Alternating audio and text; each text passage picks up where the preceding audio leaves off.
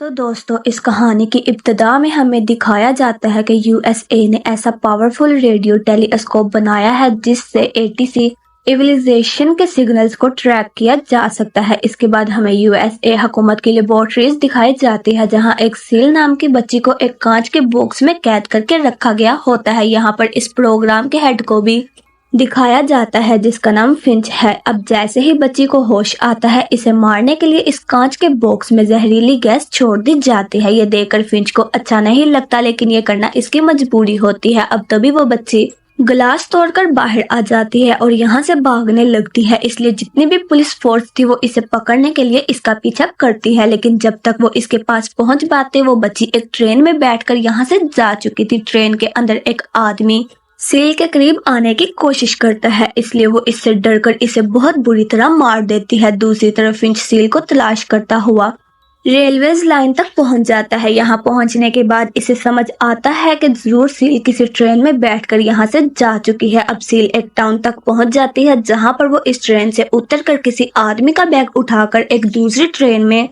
चढ़ जाती है। अब वो अंदर जाकर ट्रेन के किचन तक पहुंच जाती है जहां पर वो इसके लॉकर को तोड़कर इसमें सारे पैसे चुरा लेती है। इसके साथ ही वो किचन से खाने पीने का बहुत सारा सामान भी चुरा लेती है। और अब फिंच अपने आदमियों के साथ इस ट्रेन तक पहुंच जाता है जिसमें इसने वो आदमी मारा होता है। इस आदमी को देखकर किसी को भी यकीन नहीं आता कि सील ऐसा भी कर सकती है, लेकिन फिंच इस बात को अच्छी तरह जानता है कि वो कितनी खतरनाक है। दूसरी तरफ हमें सील को दिखाया जाता है जो कि सारा खाना खा चुकी थी जो इसने किचन से चुराया होता है। और तभी इसके जिस्म में कुछ तब्दीलियां आने लगती है जिससे वो काफी ज्यादा डर जाती है और रोने लगती है। अब थोड़ी देर के बाद इसके जिस्म से कुछ टेंटिकल्स बाहर आते हैं जिससे वो एक एलियन में बदल जाती है। अब फिंच सील को पकड़ने के लिए कुछ लोगों की टीम को बुलाता है जो कि काफी एक्सपर्ट होते हैं। टीम के पहले मेंबर डीन को दिखाया जाता है जो कि फिंच को बताता है कि मैं इंसान को फीलिंगलेस भी कर सकता हूँ। वही दूसरा मेंबर स्टेवन इसे बताता है कि मैं इंसान के प्रेजेंट और पास्ट को देखकर इसके बारे में सब कुछ बता सकता हूँ। तीसरी मेंबर होती है लोरा जो कि किसी भी सील को पहचान सकती है। अब इस टीम का आखिरी मेंबर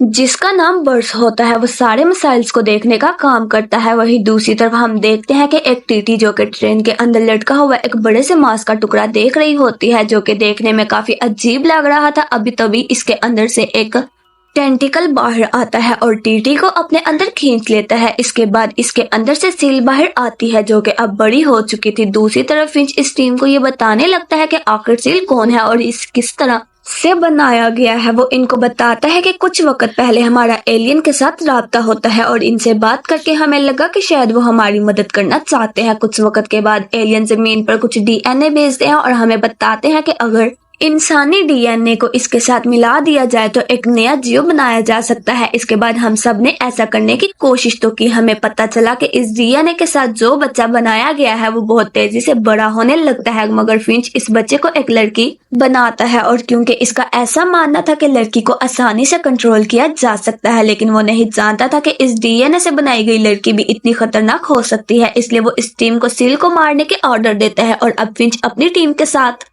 इस ट्रेन तक पहुंच जाता है। लेकिन जब ये लोग ट्रेन के अंदर जाते हैं तो इन्हें पता चलता है कि इसने टीटी को बेरहमी के साथ मार दिया। दूसरी तरफ हमें सील को दिखाया जाता है कि जो कि रेडी होकर एक होटल में पहुंचती है और अपने लिए एक रूम बुक कर लेती है। अब फिंच की टीम एलियन के इस डीएनए पर रिसर्च करने लगती है जिससे वो इस बात का पता लगा सके कि आखिर सील को कैसे कंट्रोल किया जा सकता है। लेकिन तभी वो देखते हैं कि इस डीएनए से बनाया गया बच्चा बहुत तेजी से बढ़ने लगा है। इसलिए वो जैसे ही ग्लास के बॉक्स को बंद करने की कोशिश करते हैं, इनके हाथ से इसका ब्लेड छूटकर नीचे गिर जाता है। अब डीन फिंच से लैब का दरवाजा खोलने के लिए कहता है जिससे इसके दोनों साथी लैब से बाहर निकल सके, लेकिन फिंच दरवाजा खोलने से मना कर देता है जब तक वो दोनों इस ग्लास के बॉक्स को बंद नहीं कर देते। लेकिन डीन और फिंच को इस बात पर गुस्सा आने लगता है क्योंकि वो एलियन इतनी तेजी के साथ बड़ा हो रहा था कि अगर इनके साथियों को बाहर नहीं निकाला जाता तब वो इनको मार देगा। इसलिए वो फिर से झगड़ा करके दरवाजे को खोल देते हैं और इन दोनों को बाहर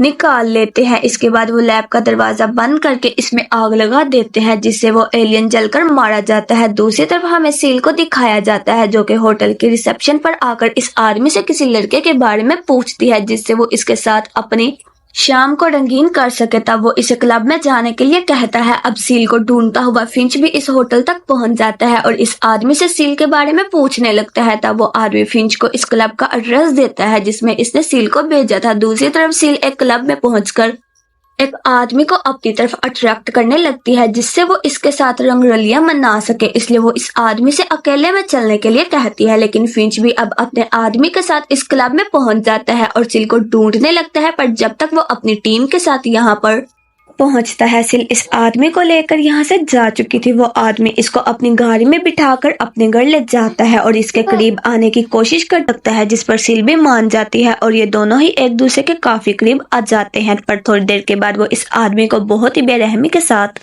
मार देती है और फिंच अपनी टीम के साथ जब इस आदमी के घर पहुंचता है तब ये देखते हैं कि वो आदमी भी मर चुका है। लेकिन इनको ये बात समझ नहीं आती कि आखिर सिल सभी को मार क्यों रही है। तो डीन इनको बताता है कि वो काफी डरी हुई है। इसके साथ लोरा सबको बताती है कि दरअसल वो कोई मर्द ढूंढ रही है जिसके साथ वो अपना ताल्लुक कायम करके प्रेग्नेंट हो सके और अपनी पॉपुलेशन को बढ़ा सके। लेकिन ये आदमी इसे प्रेग्नेंट नहीं कर सकता था और ये बात सिल को पता चल गई थी, इसलिए वो इसके साथ ताल्लुक बनाना नहीं चाहती थी। पर इस आदमी ने सिल के साथ जबरदस्ती करने की कोशिश की जिसकी वजह से सिल ने इस आदमी को मार दिया होगा। अगले सीन में हम देखते हैं कि सिल का एक गाड़ी से एक्सीडेंट हो जाता है। अब जिस आदमी ने इसका एक्सीडेंट किया होता है वो सिल को लेकर हॉस्पिटल पहुंचता है, लेकिन इलाज के दौरान डॉक्टर देखते हैं कि सिल का जख्म खुद से ही ठीक होने लगता है। ये देखकर डॉक्टर्स भी हैरान हो जाते हैं। अब वो आदमी सिल को अपने घर ले आता है जिस पर वो जबरदस्ती इस आदमी के करीब आने की कोशिश करती है। अब इससे पहले सिल इस आदमी के साथ कुछ कर पाती, इसको ढूंढते हुए स्टीवन और लोरा इस आदमी के घर पहुंच जाते हैं, इसलिए इनकी आवाज सुनकर वो आदमी पूल से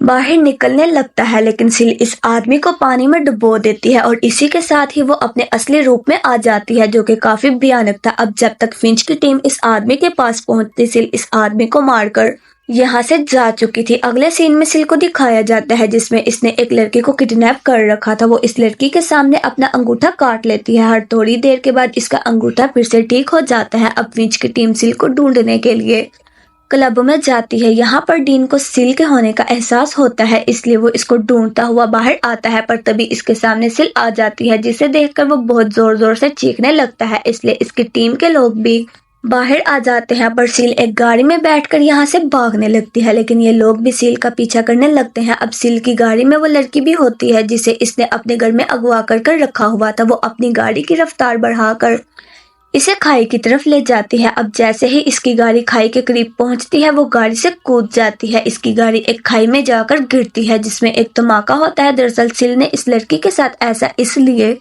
किया ताकि सबको यही लगे कि सिल मर चुकी है। अब इस गाड़ी के करीब पुलिस फोर्स पहुंच जाती है। जब इस गाड़ी को चेक किया जाता है तब इस गाड़ी के अंदर वही सिल की कटी हुई उंगली मिलती है जिसे देखकर इन्हें लगता है कि सिल अब मर चुकी है। अगले सीन में हमें स्टेवन को दिखाया जाता है जिसे अभी भी इस बात पर यकीन नहीं होता कि सिल मर चुकी है, इसलिए जब वो लोरा से मिलने के लिए इसके रूम में जा रहा था तब इसे लिफ्ट के अंदर सिल मिलती है। तब इसने अपना पूरा हुलिया ही बदला हुआ था जिसकी वजह से वो इसे पहचान नहीं पाता। अब लोरा के रूम के पास पहुंचकर वो इससे सिल के बारे में बात करने लगता है, लेकिन सिल दरअसल दूसरे रूम से इनकी ये सारी बातें सुन रही होती है। लेकिन तभी इसके कमरे में एक आदमी आता है जिसे सिल अपनी बातों में फंसाकर इसके करीब आने की कोशिश करती है। तभी डीन को सिल के आसपास होने का एहसास होता है, इसलिए वो ये बात बाकी लोगों को बता देता है और इनसे अपने अपने रूम चेक करने के लिए कहता है। जबकि इसी वक्त सिल ब्रेस के साथ बहुत करीब आ चुकी थी और वो अब अपने मकसद में कामयाब हो जाती है जिससे इसके जिस्म में एक तब्दीली आती है और वो खुद इस तब्दीली से काफी खुश होती है। अब ब्रेस को भी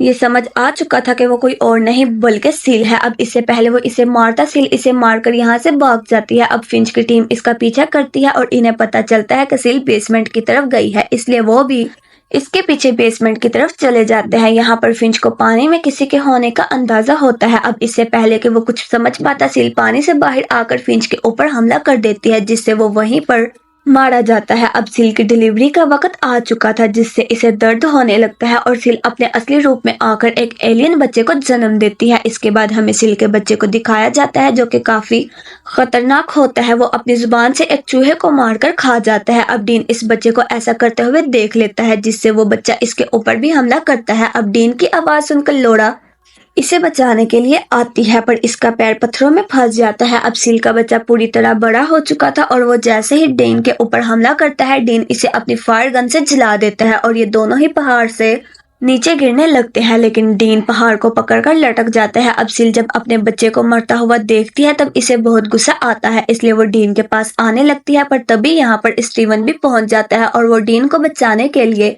इसके पास आने लगता है, लेकिन सील अपनी टेंटिकल से इसकी गर्दन पकड़ लेती है और इसके पास चाकू होता है जिससे वो इसकी टेंटिकल को काट देता है। इसके बाद वो सील पर फायर करता है जिससे वो भी पहाड़ी से नीचे गिर जाती है। दूसरी तरफ लोरा पत्थरों से अपना पैर निकालने में कामयाब होती है और इसके बाद लोरा और स्टीवन डीन को ऊपर खींचने लगते हैं, लेकिन तभी सील डीन के पैर को पकड़ लेती है और इसे नीचे की तरफ खींचने लगती है। इसलिए स्टीवन अपनी गन लोड करके इसके ऊपर फायर करता है जिससे वो धमाके से मारी जाती है। अब ये डीन को ऊपर की तरफ खींच लेते हैं और इन्हें ये सब लगता है कि अब ठीक हो चुका है, इसलिए ये तीनों यहाँ से चले जाते हैं। लेकिन इनके जाने के बाद एक चूहा यहाँ पर आता है और सील के कटे हुए टेंटिकल को खाने लगता है, जिससे वो भी अब एक एलियन में बदल जाता है और एक दूसरे चूहे को मारकर खाने लगता है। और इस लम्हे पर ये कहानी यहीं पर खत्म हो जाती है। तो दोस्तों, आप लोगों को क्या लगता है, ये इस फिल्म का इख्तिताम था या एक और कहानी का आगाज? क्योंकि इस बार वो एलियन बड़ी खामोशी से अपनी तादाद को इस दुनिया में बढ़ाता जाएगा। और क्या ये होगा कि इस इंसानी नस्ल का इख्तिताम, या फिर से